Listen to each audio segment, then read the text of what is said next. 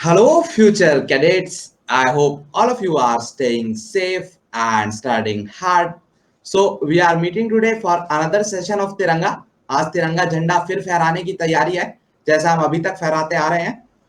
रोज सुबह हम 8:30 बजे मिलते हैं और हमारा लक्ष्य होता है कैप्टन तिरंगा को सलामी देना. Because as you all know, अगर फॉर द अपकमिंग अगस्त के महीने तक, अगस्त की शुरुआत तक हम तिरंगा का पहला राउंड कंप्लीट करने की कोशिश करेंगे. By the end of August we would try to complete the first round of August Tiranga. और उसमें जितने भी कोर टॉपिक्स हैं वेरियस सब्जेक्ट्स के, उनको हम कवर करते हैं. It is like an entire crash course of GAT. So be it your history, polity, geography, current affairs, economics, general science and English, we are going to deal with all those subjects. सबसे request करूंगा कि session को फटाफट share कर दें अपने दोस्तों के साथ.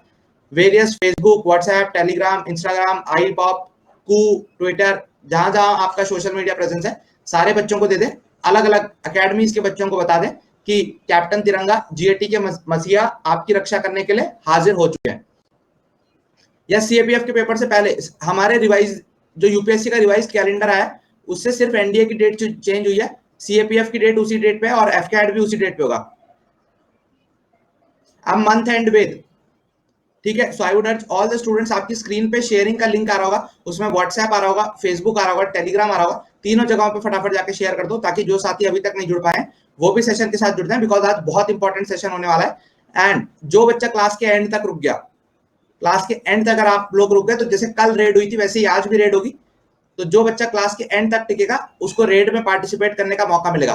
A soldier is ever ready. एक सोल्जर, एक जवान हमेशा तैयार रहता है.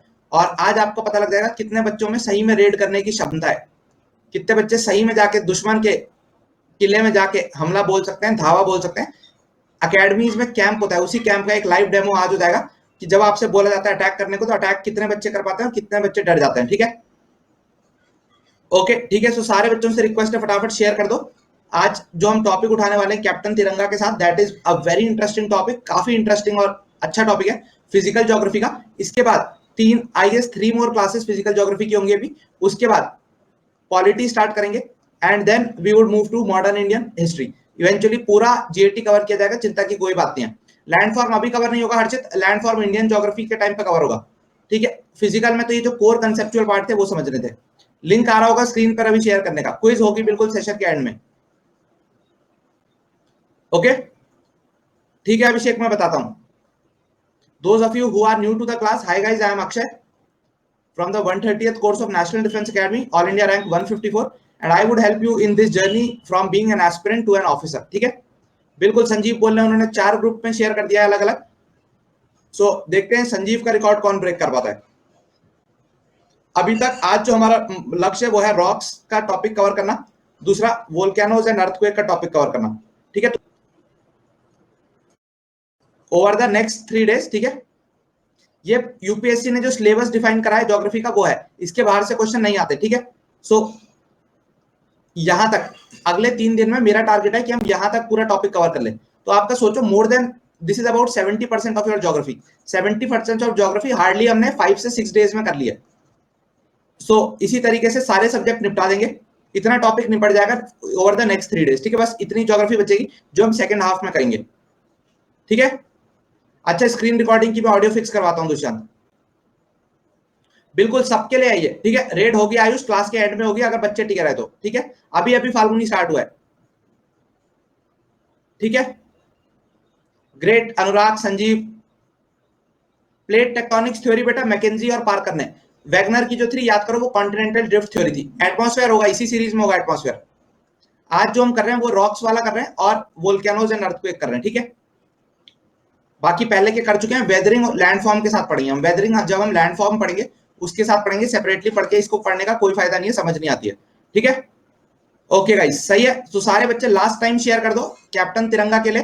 कैप्टन तिरंगा के लिए एक बार लास्ट टाइम शेयर कर दो, फिर हम सेशन उड़ाना शुरू करते हैं वोल्केनिज्म एंड अर्थक्वेक का. ठीक है, नहीं बेटा, वैगनर की कॉन्टिनेंटल ड्रिफ्ट थ्योरी है, नॉट प्लेट टेक्टोनिक्स. ठीक है, बिल्कुल एफकैट से पहले तो हो ही जाएगा, सीएपीएफ से पहले कंप्लीट करने की कोशिश करेंगे. ठीक है, अनिकेत आप मुझे मैसेज कर देना. ठीक है, ओके हर्षित, कोई बात नहीं. ठीक है, मॉडर्न हिस्ट्री पॉलिटी के बाद उसका नंबर है. पीडीएफ आपको टेलीग्राम चैनल पे मैं अपलोड कर देता हूं. ठीक है, सेशन के एंड तक। ठीक है, ओके, सबने शेयर कर दिया, मैं चैट प्राइवेट कर रहा हूं। सीएपीएफ से पहले करना ही लक्ष्य है, नैतिक इसीलिए 70 दिन का हिसाब बनाया था। मैथ्स के लिए मैंने बोल दिया यार, अगर कोई नहीं मिल पाता तो मैं ही दोबारा से मैथ्स रिवाइज करके क्वेश्चन लेना शुरू करूंगा। ठीक है, ओके, ज्योग्राफी 3 दिन और चलेगी, फिर उसके बाद पॉलिटी शिफ्ट होगी। कल हम पढ़ेंगे ओशियन करंट, उसके बाद पढ़ेंगे एक दिन एटमॉस्फेयर। तो ज्योग्राफी 2 या 3 दिन मैक्स चलेगी, उसके बाद we would move to polity. ठीक है, चलो शुरू करते हैं। आप अब एकदम कोर कंटेंट पढ़ेंगे। आज के जो मुख्य मुद्दा है, पहला मुद्दा है वोल्केनिज्म, ठीक है, दूसरा है अर्थक्वेक। सो क्या है ये, याद करो पिछली क्लास में हमने क्या बात की थी, एक टॉपिक पढ़ा था plate tectonics theory. Plate tectonics theory, उसमें हमने क्या देखा था कि जब भी प्लेट्स इंटरैक्ट करेंगी, या तो मुझे करीब लाओ या मुझे खुद से जुदा करो। ऐसे रोज रोज नयन मत लड़ाओ। चाहे दो प्लेट्स आपस में कन्वर्ज करेंगी, चाहे दो प्लेट्स एक दूसरे से अवे जाएंगी, चाहे दो प्लेट्स एक दूसरे के पैरेलल जाएंगी। तो converging plate boundary, diverging plate boundary और ट्रांसफॉर्म प्लेट बाउंड्रीज, 3 तरीके के प्लेट बाउंड्री इंटरेक्शंस थे। और हमने देखा था चाहे प्लेट इंटरैक्शन कैसा भी हो, अर्थक्वेक हमेशा आएगा। So whenever plates are active, earthquake कहां पे आता है, जहां भी प्लेट्स एक्टिव होती हैं। wherever plates are active earthquake would come। ठीक है, तो पहली चीज ये हुई। वोल्केनिज्म कहा होता है, वोल्केनिज्म कोई रैंडम इवेंट नहीं है। कई लोग सोचते हैं ज्वालामुखी कभी भी कहीं भी फट सकता है, बट ऐसा नहीं है। वोल्केनिज्म इज किस जगह पे होगा, कितनी इंटेंसिटी में होगा, कब होगा, this is not random, it is based on plate interactions. हर तरीके का प्लेट इंटरेक्शन, चाहे वो डाइवर्जेंट, कन्वर्जेंट या ट्रांसफॉर्म प्लेट इंटरेक्शन हो, प्रज्वल, सब में अर्थक्वेक आता है। ठीक है, अर्थक्वेक आएगा बिल्कुल शिवांगी। ट्रांसफॉर्म बाउंड्री जब वो पैरेलल मूव करेंगे उसमें अर्थक्वेक आएगा, क्योंकि वो दोनों एक दूसरे को रब कर रहे हैं ऐसे ऐसे। ठीक है, इसलिए वहां भी अर्थक्वेक आएगा, वोल्केनिज्म देखने को नहीं मिलेगा। This is a very important topic Satish. ठीक है, होगा बिल्कुल। ठीक है, वोल्केनिज्म तो सबसे पहले देखा ये चीज रैंडम नहीं है। दूसरा, वोल्केनिज्म एक प्रोसेस है। कई बार सिर्फ हम ये इमेजिन कर लेते हैं कि जो ज्वालामुखी ऐसे फटा यही वोल्केनिज्म है। नहीं, this is just a part of the process. Volcanism जो है इट इज अ प्रोसेस, और ये पूरा प्रोसेस होता है। ठीक है, बिल्कुल अभिषेक। ठीक है, सो वोल्केनिज्म क्या है, वोल्केनिज्म एक प्रोसेस है। कैसा प्रोसेस है, राइट फ्रॉम द टाइम जब मैग्मा मूव करता है पृथ्वी के अंदर, टू द टाइम जब तक वो सरफेस पे आता है, और फाइनली जब वो मैग्मा सरफेस पे आके सॉलिडिफाई करता है, ये पूरे प्रोसेस को वोल्केनिज्म बोला जाता है। तो वोल्केनिज्म सिर्फ वोल्केनो को फटना नहीं है, it is a entire process. ठीक है, एक और चीज जो समझने लायक है वो है मैग्मा और लावा में डिफरेंस। एक और डिफरेंस है मैग्मा, एक शब्द सुना है हमने मैग्मा, और एक शब्द सुना है लावा। ठीक है,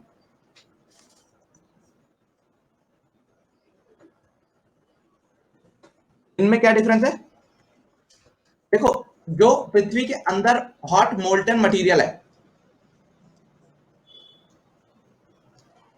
पृथ्वी के अंदर जो हॉट मोल्टन मटेरियल था उसको हम क्या कहते हैं, पृथ्वी के अंदर जो आपको हॉट मोल्टन मटेरियल दिखेगा उसको हम बोलेंगे मैग्मा। लावा क्या होगा, लावा वो मैग्मा जो अर्थ की सरफेस पे आ गया और अर्थ की सरफेस पे आके फ्लो कर रहा है, उसको क्या बोलते हैं, मैग्मा। ठीक है, उसको क्या बोलेंगे, लावा। तो अर्थ के अंदर जब तक था, ये क्या है, मैग्मा है डिक्सी। मैग्मा क्या है, मैग्मा ये अंदर की बात है। लावा क्या है, अपना लक पहन के चलो, बाहर पहन के चलो। ठीक है, ओके, ठीक है, सो दिस इज क्लियर। सो ये फंडा क्लियर हो गया, मैग्मा जो पृथ्वी के अंदर रहेगा, लावा जो पृथ्वी के ऊपर प्रकट हो गया। जो दुनिया को सुनाई दे, जो दुनिया को सुनाई दे उसे कहते हैं खामोशी। जो दुनिया को सुनाई दे उसे कहते हैं खामोशी। जो आंखों में दिखाई दे उसे तूफान कहते हैं। ऐसे ही जो दुनिया को दिखाई दे उसे कहते हैं लावा, जो अंदर दिखाई दे उसे मैग्मा कहते हैं। ठीक है, तो लावा मैग्मा में डिफरेंस क्लियर हो गया। ओके, ठीक है, सो ये एक और इंपॉर्टेंट कॉन्सेप्ट था। अब वोल्केनो फटता क्यों है, वोल्केनो फटता क्यों है, फटने का वही रीजन है जो हमने पहले पढ़ा था, convectional current theory. Convectional current theory क्या, एक तो वोल्केनिज्म हमने वहां भी देखा था, याद करो पहले हम ऑलरेडी देख चुके हैं, मिड ओशियनिक रिज में हमने देखा था जब दो डाइवर्जिंग लिम्स थी एक दूसरे से अवे जा रही थी, अगर इस तरीके से मैग्मा के दो डाइवर्जिंग लिम्स थी और यहां से ऐसे मैग्मा फ्लो कर रहा था, तो वहां भी वोल्केनिज्म देखने को मिला था, ज्वालामुखी का सिस्टम देखने को मिला था। संडे में क्लास रहेगी, मंडे को शायद ऑफ रहेगा, संडे को क्लास रहेगी, मंडे को ऑफ रहेगा, ठीक है। ओके ठीक है, क्लास के एंड में आयुष, ठीक है ठीक है। सो दिस इज क्लियर, यही सब था। पायरोक्लास्टिक का मतलब क्या होता है? Pyro means what? Pyro means hot, super hot, ठीक है। सुपर हॉट गलत सेंस में मत लेना, या टेम्परेचर से मतलब है, ठीक है। सो पायरोक्लास्टिक होता है जब वोल्केनो फटता है तो उसमें सिर्फ लावा नहीं निकलता, काफी सारी ऐश, काफी सारे रॉक फ्रेगमेंट्स भी निकलते हैं। All those things are called as pyroclastic, ठीक है। All those materials are called as pyroclastic, ठीक है।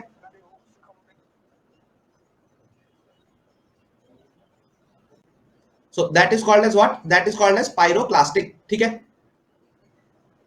आगे बढ़ते हैं। अब देखो वोल्केनो का टिपिकल जो आपने एक स्ट्रक्चर अपने माइंड में सोचा हुआ है। क्विज होगा सतीश क्लास के एंड में, और रोज रात 10 PM पे सतीश क्विज होता है नाइटफॉल का। सो जिस बच्चे को क्विज में का आनंद लेना है, नाइटफॉल करा करो रोज रात 10 PM पे, रात और सवाल दोनों में मदद होगी, ठीक है। पायरो मतलब होता है हॉट, काफी गर्म उत्पल, और क्लास मतलब होता है जो मटेरियल निकल रहा है, ठीक है। सीएपीएफ गर्ल्स के लिए बहुत अच्छी एंट्री है। सो सबसे पहले देखो अर्थ के अंदर इस तरीके से मैग्मा रखा होता है। ये मैग्मा हमने याद करो कहां पढ़ा था, कि जो मेंटल है और उसमें भी जो एस्थेनोस्फेयर है, वहां से मैक्सिमम अमाउंट ऑफ मैग्मा निकलता है, ठीक है, बिल्कुल अनुराग। सो मैक्सिमम मैग्मा कहां से निकलता है? मैक्सिमम मैग्मा निकलता है आपका एस्थेनोस्फेयर से। ये मैग्मा फ्लो करते हुए ऊपर को आता है, ठीक है। क्यों फ्लो करता है? क्योंकि वो कन्वेक्शनल सेल थे, उसकी वजह से ये मैग्मा ऊपर को फ्लो करता है, और इवेंचुअली एग्जिट से काफी ज्यादा फोर्स के साथ ऐसे निकलता है। सो जिस लंबे लॉन्ग इलैंगुएटेड वर्टिकल पाइप से ये फ्लो करता है उसको हम बोलते हैं मेन वेंट। अंदर जो था मैग्मा, और ऐसे जब फ्लो करके फ्लो करने लगता है, सो मैग्मा फ्लो करता रहता है इस तरीके से, इवेंचुअली ये मैग्मा सॉलिडिफाई करता है, इवेंचुअली ये सॉलिडिफाई होता है, और सॉलिडिफाई होकर क्या बनाता है? What does it form after solidification? It forms various volcanic landforms. अब मैग्मा फ्लो कर रहा है, जब वो सॉलिडिफाई हो जाएगा तो रॉक्स उसमें जो थी वो सॉलिडिफाई होकर कुछ ना कुछ स्ट्रक्चर बनाएंगी। सो वो जो स्ट्रक्चर बनाएंगी, these are called as various kinds of landforms. तो ये स्ट्रक्चर अगर लावा सॉलिडिफाई होता है पृथ्वी के बाहर, तो जो वो स्ट्रक्चर बनाएंगी they are called as what? अगर वो पृथ्वी की सरफेस पे आके सॉलिडिफाई होती है, such landforms would be called as extrusive landforms. तो यूजुअली जो भी आप इस तरीके के वोल्केनिक कोन्स देखते हो, ये सब किस किस्म के होते हैं? वोल्केनिक कोन्स वेरियस टाइप के होते हैं, हम आगे देखेंगे। They are examples of extrusive landform. लेकिन कई बार जो ये मैग्मा है पृथ्वी के अंदर ही फ्लो करता रहता है ऐसे, और अंदर ही अंदर सॉलिडिफाई हो जाता है, और अंदर ही अंदर सॉलिडिफाई होकर जो ये चीज बनाते हैं, such landforms are called as what? Intrusive landforms. तो एक्सट्रूसिव जो बाहर आके बने, और इंट्रूसिव जो अंदर ही अंदर आके बन जाए, ठीक है। अब ये जो इसका मुंह है वोल्केनो का, जहां से ये मैग्मा मटेरियल सब फट के निकल रहा है, इसको हम क्या बोलते हैं? क्रेटर, ठीक है। जब वोल्केनो फटेगा तो उसमें आपको ऐश, डस्ट, स्टीम, एक काफी इंपॉर्टेंट गैस जो सल्फर, इनफैक्ट सल्फर का बहुत इंपॉर्टेंट सोर्स पृथ्वी के लिए ये वोल्केनिक इरप्शंस ही हैं, ठीक है। सो ये टिपिकल एक वोल्केनो, जब आप शब्द सुनते हो आपके दिमाग में ये इमेज आती है। अगर मैं आपसे बोलूं वोल्केनो, तो टिपिकल जो इमेज आपके दिमाग में आएगी वो ये वाली आएगी। यस, सिलिका भी निकलता है इसमें, काफी सारी gases, carbon dioxide, carbon monoxide, nitrogen, काफी सारी गैसेस थोड़ी थोड़ी क्वांटिटी में निकलती हैं, ओके ठीक है। बिल्कुल एम एस धोनी, मैंने देख लिया। यस, इसी क्रेटर में कई बार पानी जमा हो जाता है और लेक बनती है। इसी तरीके के क्रेटर्स में कई बार पानी जमा हो जाता है और लेक बनती है, such lakes are called as crater lake. अब क्रेटर लेक भी दो किस्म की होती है, एक वोल्केनिज्म वाली, दूसरी कोई उल्का पिंड आके, कॉमेट आके गिर के गड्ढा क्रिएट कर दे। तो इंडिया में भी क्रेटर लेक एक जगह पे लोकेटेड है, कहां पे? लोनार लेक। कहां पे है लोनार लेक? महाराष्ट्र में। न्यूज में क्यों थी? Because it has recently been included in the list of Ramsar list of wetlands of international importance, ठीक है। सो लोनार लेक इंपॉर्टेंट है, ओके आगे बढ़ते हैं, ठीक है। तो अब वोल्केनोस की बात करेंगे। यूजुअली आपने क्या सोचा कि वोल्केनो, जो आपने पिछली इमेज देखी, जनरली जब भी वोल्केनो की बात होती है वही चीज आती है, ठीक है। अगर ओशियनिक ओशियनिक का टकराव था प्रांजल, तो याद करो क्या बने थे वो? हवाई के आइलैंड्स, बिकॉज चारों तरफ पानी, नीचे मैग्मा, ऊपर सरफेस पे है, सॉलिडिफाई होकर उसने आइलैंड बनाए। अगर ओशियनिक कॉन्टिनेंटल आपस में कन्वर्ज कर रहे हैं तो क्या बने थे? We should know some of the important sites of, कुछ इंपॉर्टेंट साइट्स हमें वोल्केनोस की पता होनी चाहिए बिकॉज क्वेश्चन बार बार उनसे आता रहता है, ठीक है। यस, बिल्कुल सही जवाब, ठीक है। अब सही हो गया होगा। ये मंडे से फ्रीज का इशू सही हो जाएगा। मैं मंडे को इसीलिए क्लास ऑफ कर रहा हूँ बिकॉज मैं ये लैपटॉप सही करवाऊंगा, कुछ इशू है इसमें, तो मंडे के बाद फ्रीजिंग की दिक्कत नहीं आएगी क्लास में, चिंता मत करो, ठीक है।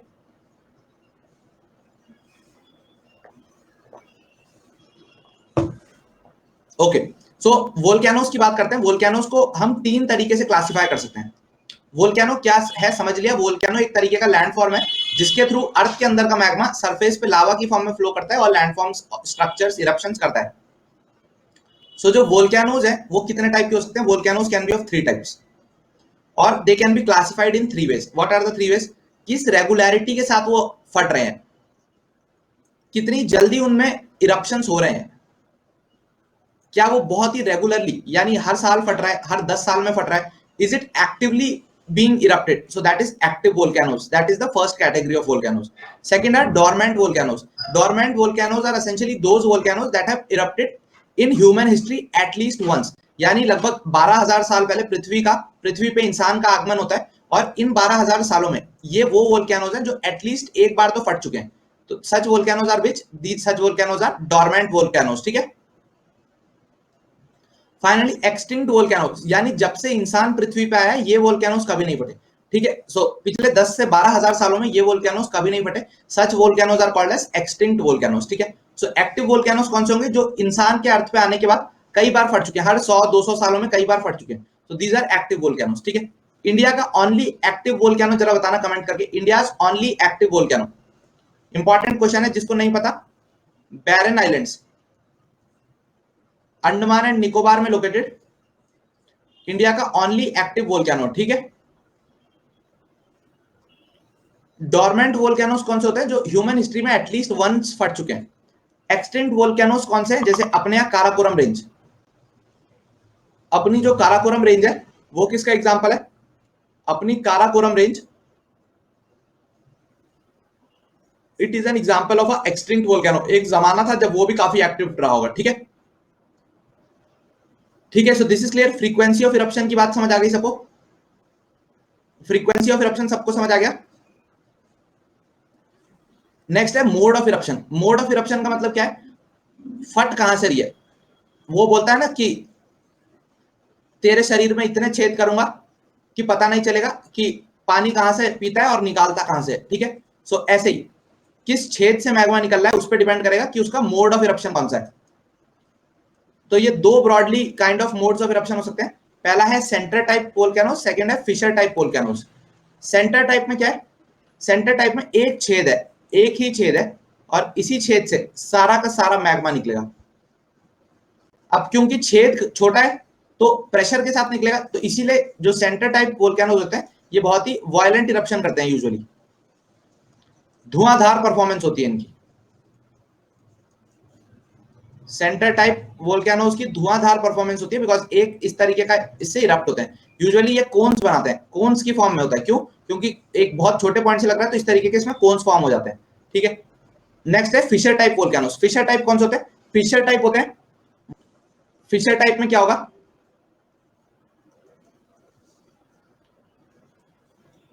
ऐसी सरफेस है तो सरफेस के ऊपर ऐसी दरार क्रिएट होगी, इस तरीके की एक दरार होगी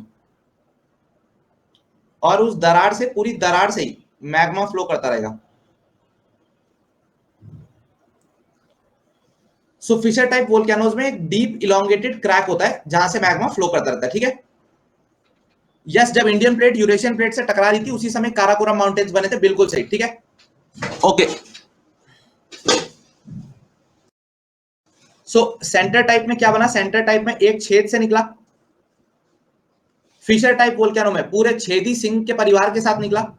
तो सेंटर टाइप वोल्केनो में जो मैग्मा फ्लो करता है ये काफी वायलेंटली फ्लो करेगा क्योंकि एक ही पॉइंट से निकलना है। याद करो, अगर एक ही छेद है भागने का, अगर एक ही दरवाजा है और काफी सारी भीड़ है तो क्या होगा? बहुत ज्यादा भीड़ हो जाएगी और काफी ज्यादा स्टैम्पीड होने के आसार है। लेकिन अगर काफी सारे मल्टीपल दरवाजे हैं तो भले ही सेम संख्या में लोगों को इजीली मूव आउट कर देंगे, तो ऐसा वायलेंस देखने को नहीं मिलेगा, धक्का मुक्की देखने को नहीं मिलेगी।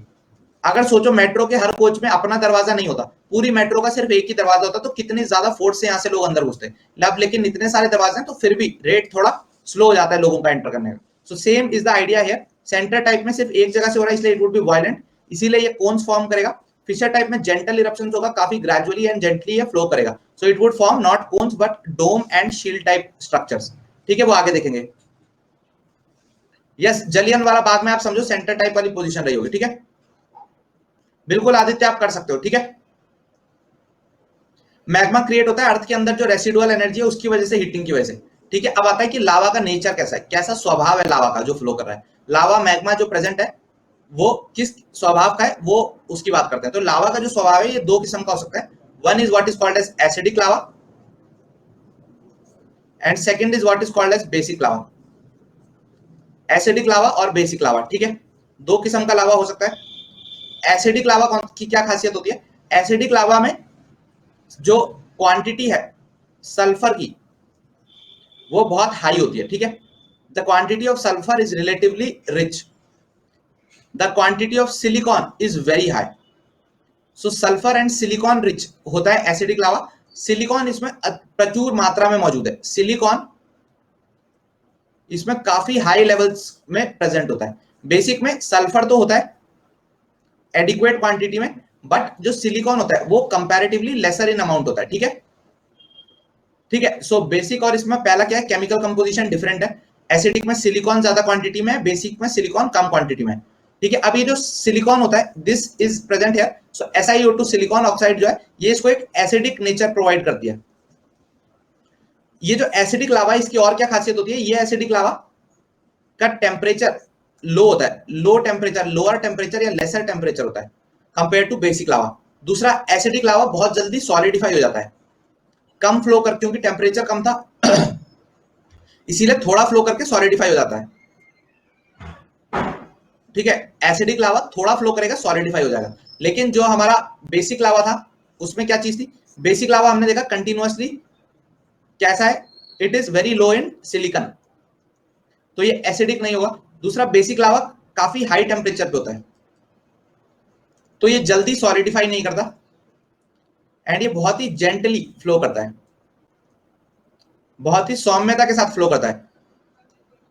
ठीक है, सो यूजुअली आप यहाँ पे कोरिलेशन सोचो, एक चीज सोचो, तो ये जो बेसिक लावा है यूजुअली ये कहां से निकलेगा, जहां पे बहुत ही शांत इरप्शन हो रहा है, फिशर टाइप इरप्शन हो रहा है।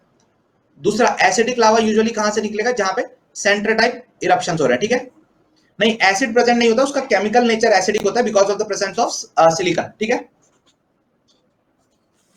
ओके, ठीक है। यस आयुष, ये पीडीएफ है, पीडीएफ में दे दूंगा, चिंता मत करो ठीक है, तो बेसिक लावा जो होगा जब वो जेंटली फ्लो करेगा तो वो कोन्स नहीं बनाएगा। कोन तो तब बनता है जब वोल्केनो फ्लो किया तुरंत सॉलिडिफाई हो गया, मैग्मा फ्लो किया तुरंत सॉलिडिफाई हो गया, मैग्मा फ्लो किया तुरंत सॉलिडिफाई हो गया बेसिक लावा में तो ऐसा नहीं होता, बेसिक में तो फिशर टाइप इरप्शंस हो होते हैं, उसमें तो मैग्मा काफी जेंटली बहुत लंबे डिस्टेंस तक फ्लो करेगा और ग्रेजुअली सॉलिडिफाई करेगा। तो इसलिए यहाँ कैसे वोल्केनो बनते हैं, शील्ड वोल्केनोज या डोम। ओके, ठीक है, सो डोम या शील्ड टाइप वोल्केनोज। दूसरा, एसिडिक जहां पे इरप्शन होगा वहां कैसे वोल्केनो बनेंगे, कॉम्पोजिट, यानी इस तरीके के लॉन्ग लार्ज साइज कोन वाले वोल्केनोज। तो composite cones, these are also called as strato volcanoes.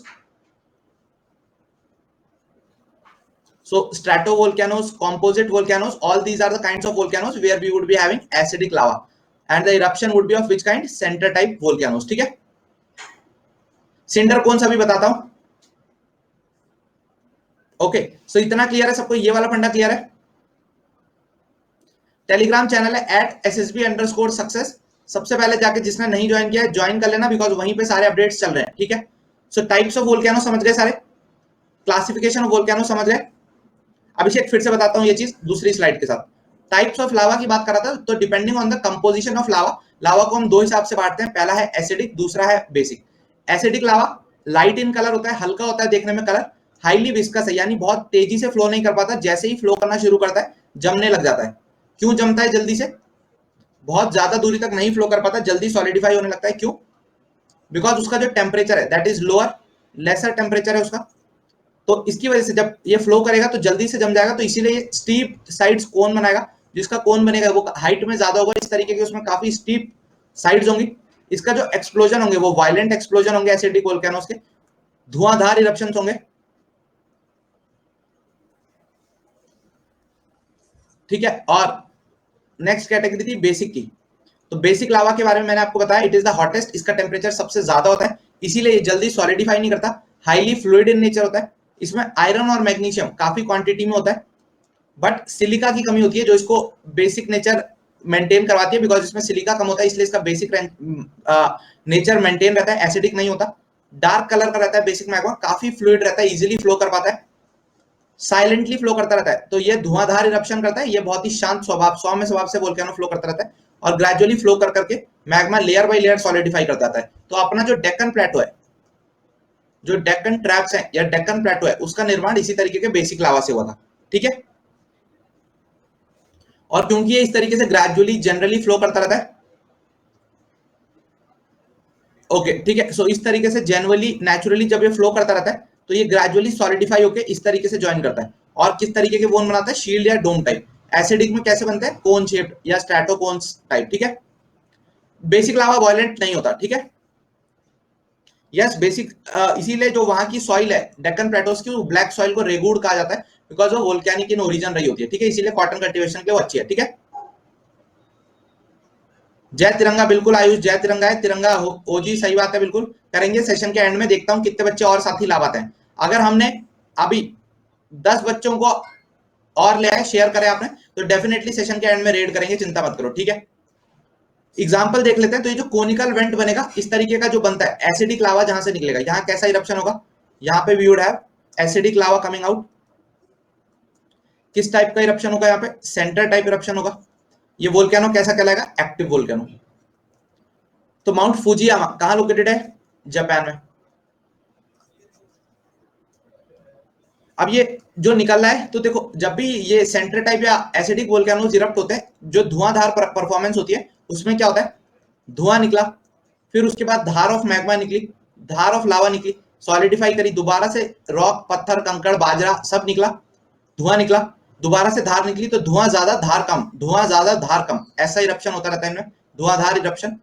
Fisher type में क्या होता है, इस तरीके से जमीन में एक दरार पड़ी रहती है, उस दरार से मैग्मा ऐसे जेंटली फ्लो करता रहता है और इवेंचुअली टाइम के साथ सॉलिडिफाई कर जाता है। रॉक्स हैं इस क्लास के एंड में, आज क्लास का एंड लास्ट टॉपिक रॉक्स ही है, चिंता मत करो, ठीक है। सब कुछ पढ़ाऊंगा गाइस, मैं सब कुछ पढ़ाऊंगा, आपको चिंता करने की जरूरत नहीं है बिल्कुल।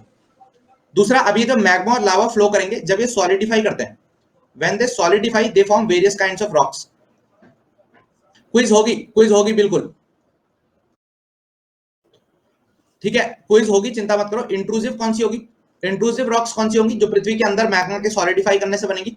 टेलीग्राम चैनल का लिंक मैं आपको पोस्ट कर दे रहा हूं, कमेंट्स में अवेलेबल होगा आपको।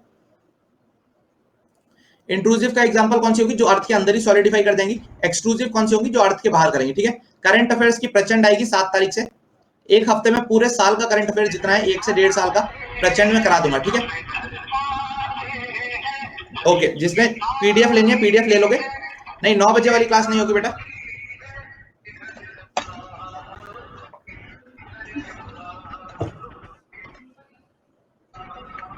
ठीक है। कहाँ वोल्केनो, मैंने बताया ना वोल्केनिज्म रैंडम नहीं होता, वोल्केनिज्म एक जगह में होने का रीजन होता है, तो वो भी हम समझेंगे क्यों पर्टिकुलर एरियाज में वोल्केनो ज्यादा फटता है, वहां से तो दिल्ली में वोल्केनो क्यों नहीं फटता और जापान में वोल्केनो क्यों फटता है, हो गया है, ये सब रीजन समझेंगे, ठीक है। हर्षित आप जाके सर्च कर लो, मिल जाएगा। इंट्रूसिव लैंडफॉर्म देखा, अर्थ के अंदर जब सॉलिडिफाई होंगी, हेलो तो जब अर्थ के अंदर जो मैग्मा फ्लो कर रहा है, जो वो ऑल ऑफ यू आर बिल्कुल फ्री होगा, राहुल प्रेजेंट फ्री रहती है, यूट्यूब पर लेंगे शायद।